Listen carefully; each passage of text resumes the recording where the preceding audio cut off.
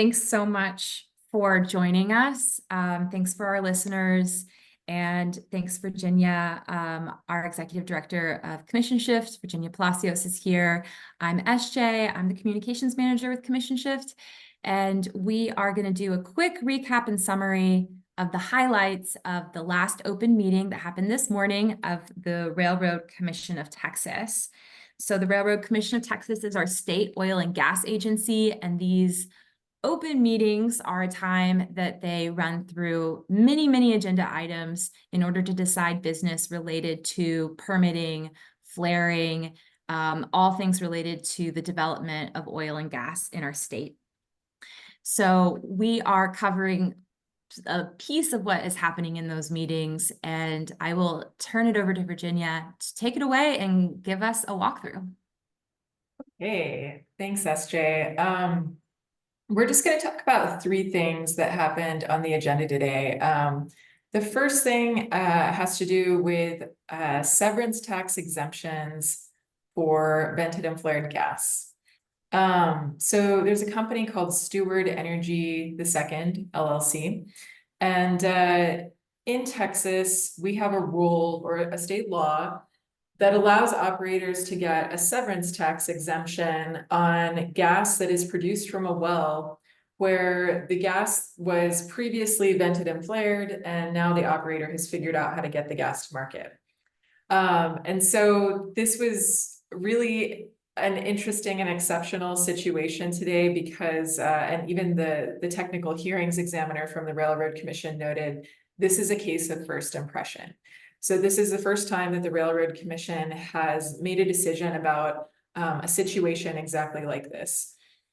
So Steward asked for these severance tax exemptions on 7 leases.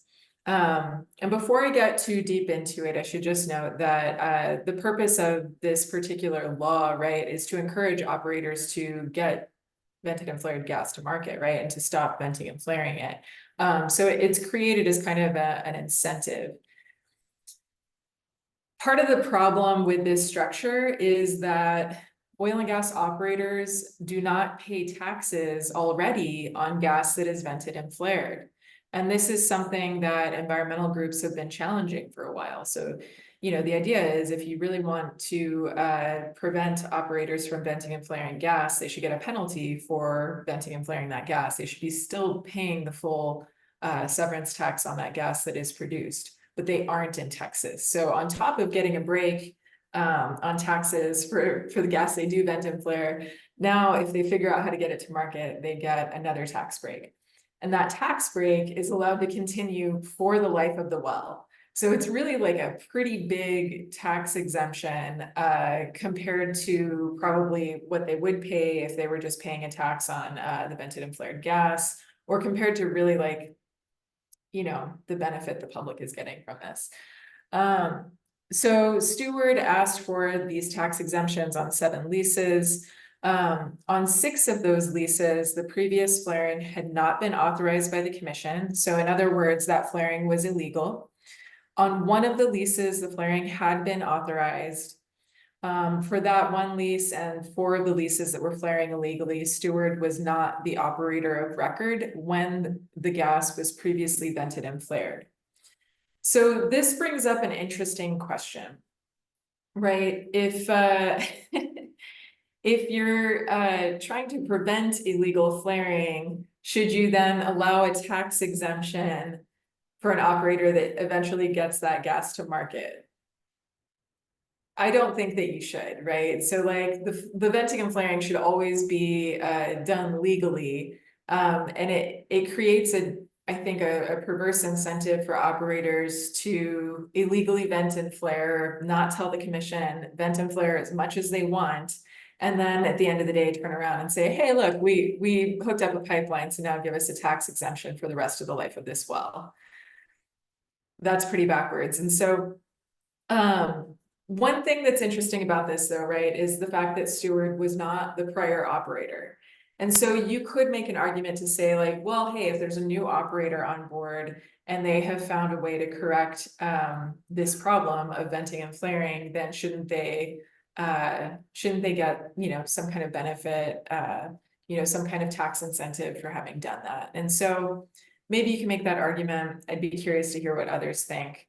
And so the recommendation from the Railroad Commission staff, the technical examiners, was for the Railroad Commission to not approve the tax exemptions for the leases in which Steward was not the prior operator of record and where the flaring was illegal. However, Christy Craddock spoke up about this and she said, actually, the law doesn't say anything about these two particular cases, so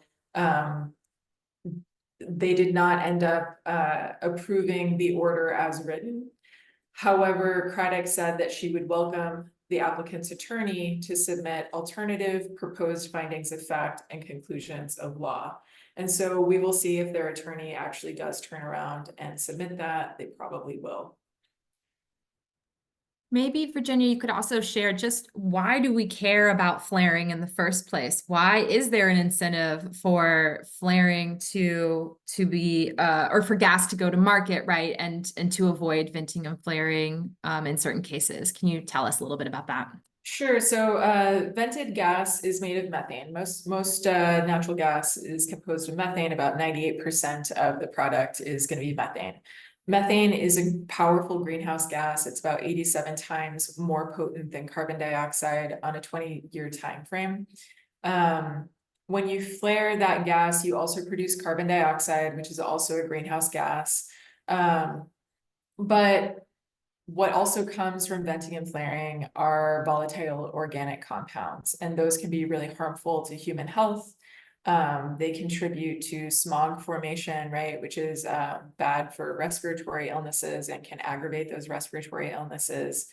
There are also studies that have shown that women who live next to high rates of flaring have 50% higher odds of preterm birth.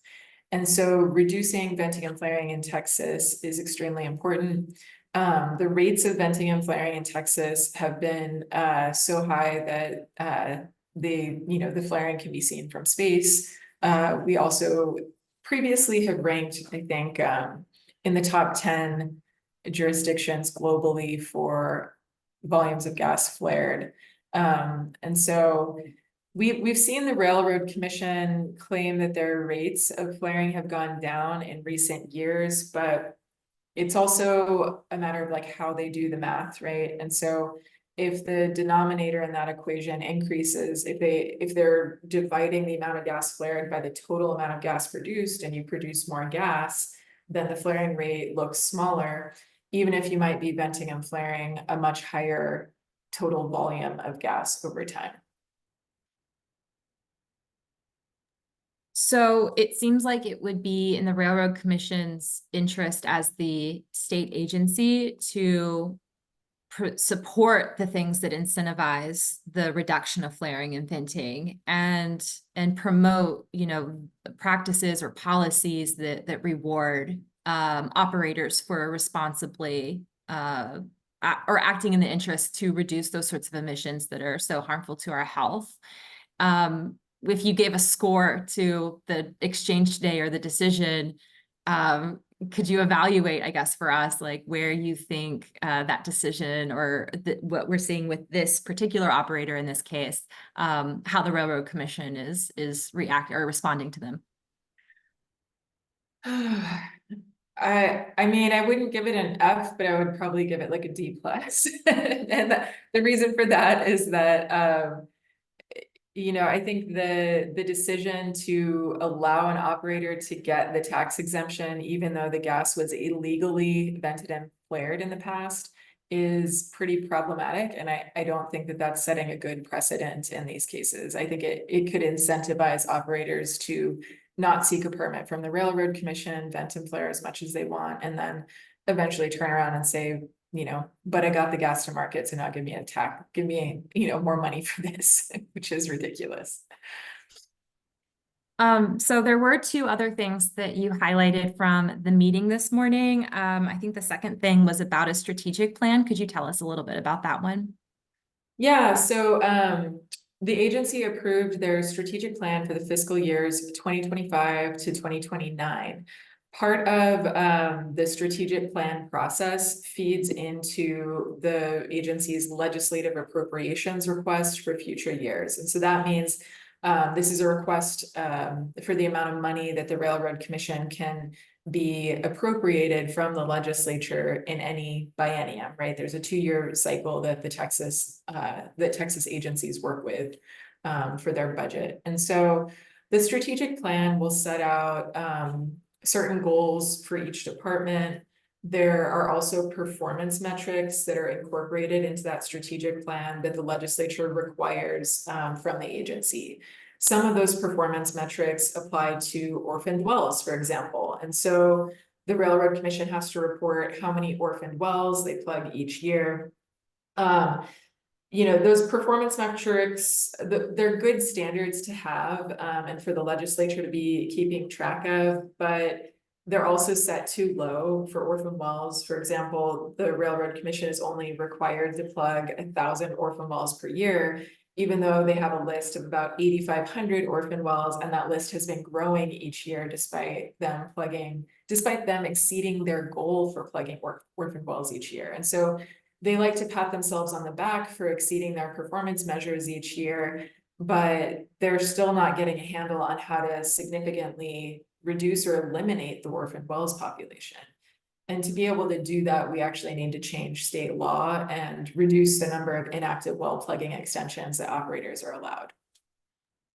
And to apply that to real world consequences, these inactive wells or these orphaned wells that are growing and growing in our state do have a ton of harm that they create, right? For the environment, for people that might live nearby.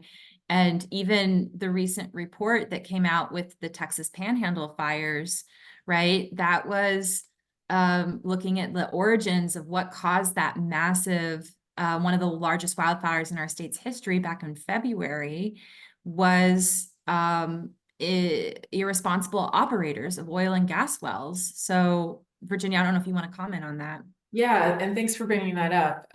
You know, this report was just released last week, I believe, by a Texas House committee, and that examined the wildfires. And all throughout the report, they're looking at abandoned oil and gas wells as having been a major cause of the wildfires throughout the state. And so it's chilling, you know, to hear that, and to know that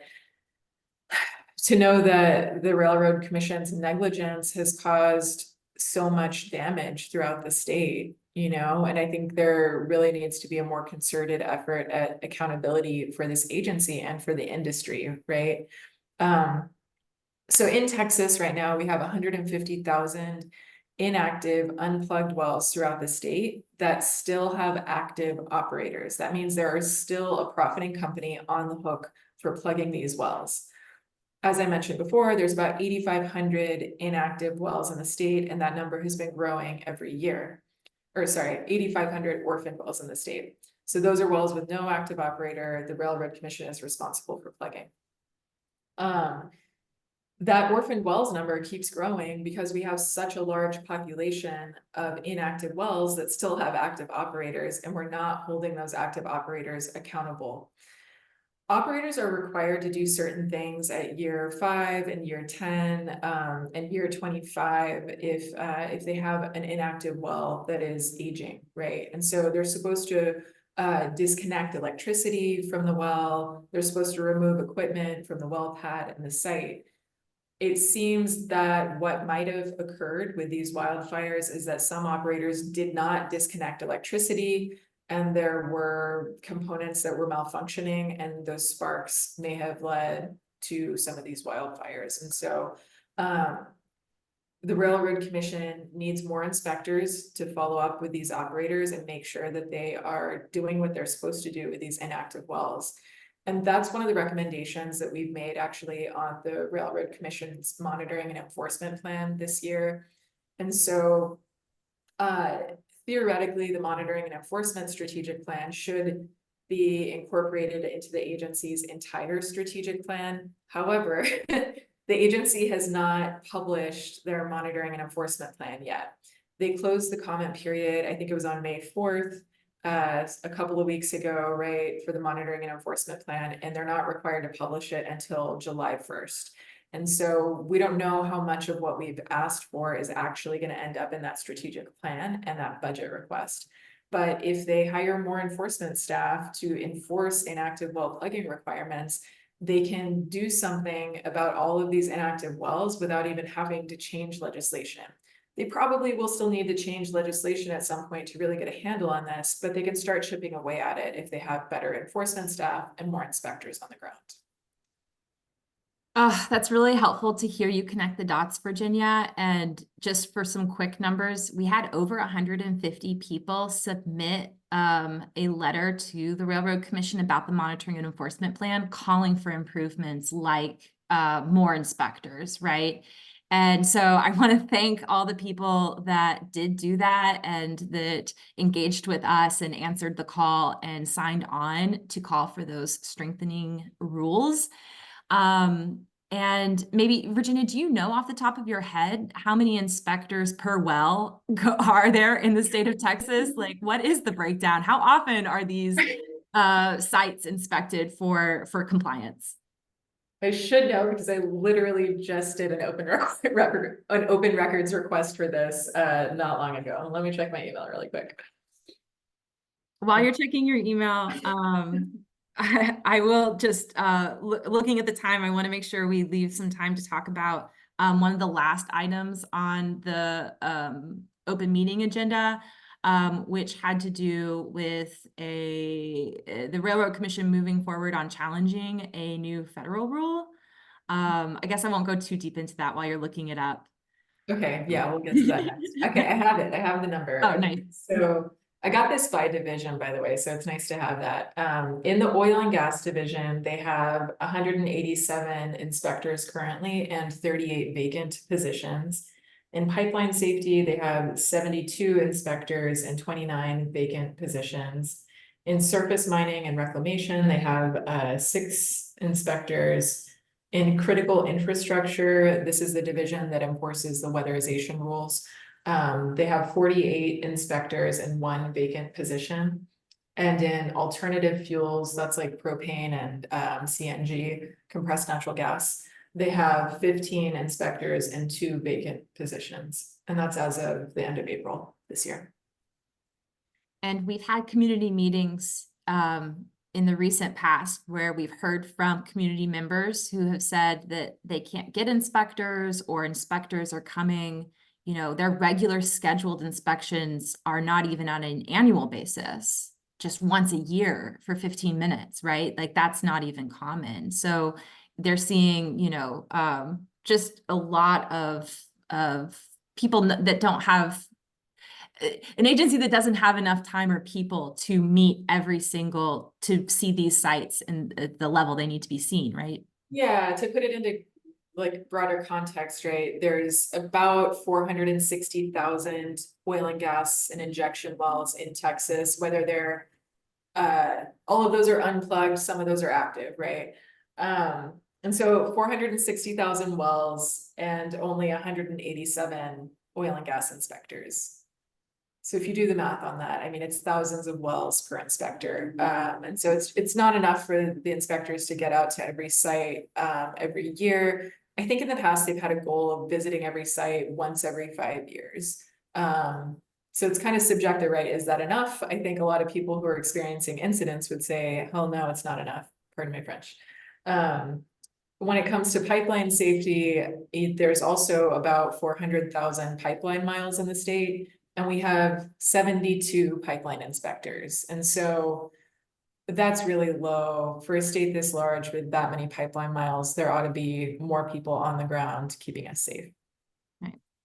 So it would be great to see the Railroad Commission sort of share our level of concerns when they submit something like their strategy or their budget requests, that they would also see the importance and how crucial it is to hire more staff. Yeah, and we'll see what they actually put in the strategic plan. One of the failures of the open meetings and a failure in transparency at the Railroad Commission is that they post in the agenda that they're gonna approve these documents or that they'll consider these documents, but they don't make the documents available for the public before the Railroad Commission approves them. And they ought to, right? Like that's part of the Open Meetings Act, like they're supposed to make everything publicly available. They didn't do that for the strategic plan. They didn't do that for the Orphan Wells annual report that they approved at the last meeting. A lot of times we're seeing them bring contracts up for approval with the Railroad Commission that exceed $1 million, and they're not giving any information on those contracts before they get approved at the open meeting. And so there are some really serious problems with transparency at the agency still. All right, and then so wrapping it up with our last agenda item, this is tell us a little bit about this federal challenge that the Railroad Commission sees themselves being important. They have an important job for them to do. Yeah, and so the Railroad Commission is joining yet another lawsuit with the Attorney General over an EPA rule that the Railroad Commission does not enforce or have any jurisdiction over. And so EPA is exploring or is finalizing a rule for new source performance standards for greenhouse gas emissions from essentially power plants. There's a much longer caption for this rule that specifies exactly which kind of power plants, but I'll just condense it to power plants. And so this means that any new power plant will have to incorporate carbon capture and storage technology. And so this is an issue that we've been following at Commission Shift because ironically, even though the Railroad Commission is opposing this new rule from the EPA, they are also asking for primacy from the EPA to be the sole permitting and regulatory authority over Class 6 carbon dioxide injection wells. And so Commission Shift is opposing the Railroad Commission's primacy application for these Class 6 carbon dioxide injection wells because the Railroad Commission has done such a bad job of overseeing Class 2 wastewater disposal wells in Texas. These are the wells that are causing earthquakes. We're starting to see geyser-like blowouts from unplugged wells that are likely related to underground wastewater injection. And we're seeing leaks from a lot of other unplugged or poorly plugged well bores throughout Texas that are likely linked to those Class 2 injection wells. And so we don't think the Railroad Commission is going to do a better job of overseeing Class 6 carbon dioxide wells. But the irony is Railroad Commission is opposing this new EPA rule that would essentially lead to a market for those Class 6 injection wells that they want control over. And so they're saying that this is going to be too expensive and it's going to make energy unaffordable. And quite frankly, like, you know, we're not totally supportive of CCS, of carbon capture and storage. The EPA in their fact sheets about this particular rule says that carbon capture and sequestration and storage is an available and cost-effective control technology that can be applied directly to power plants. And quite frankly, that's not true. There's one facility in Texas called Petra Nova that has been using this type of technology on a coal-fired power plant. It has never met its projections for how much carbon dioxide it could capture and store. There are only 2 currently operating Class 6 injection wells in the United States, and those are not in Texas. And so this is not widely available. EPA has not yet permitted any Class 6 facilities in Texas. And so this is all stuff that we're still waiting on. And it's extremely, extremely expensive. It wouldn't be possible without IRS 45Q tax credits. And so that's the only thing that's making this type of technology cost effective at this point in time. So depending on what day you ask the Railroad Commission, they may change their answer on how they support CCUS or how they see their role with it, which is pretty interesting. So thanks for the rundown. That was 3 big agenda items that have sweeping consequences for the state of Texas. There's just so much, I just keep coming back to there's so much that the Railroad Commission decides that affects all of us and will affect our futures when it comes to our health and to our resources. So I really appreciate you breaking that down, Virginia. I really encourage our listeners to follow us at Commission Shift on our social platforms to find out ways you can get involved to holding the Railroad Commission accountable to its mission. We have a lot of opportunities coming up so that we continue to work on these issues when it comes to accountability and transparency, to safer, stronger policies, to get out the vote and make sure that other Texans are educated about what the Railroad Commission actually does. So, stay following us. Our website is commissionshift.org, and we will be back at the next open meeting, which is June 25th. And we'll be covering what happens there and invite anyone to reach out to us with questions, feedback on any of those channels that we're on social media or through our website. So thanks again. And Virginia, do you have any closing thoughts that you would like to share? My closing thought is tell your friends. And also May primary runoffs are coming up, I think, next week. And so don't forget to vote in the primary runoffs. Railroad commissioners are not on the ballot for the primary runoffs, but it's important to vote. Yes, and they will be on the ballot in the general election this fall. All right. Take care. Awesome. Thanks, everyone.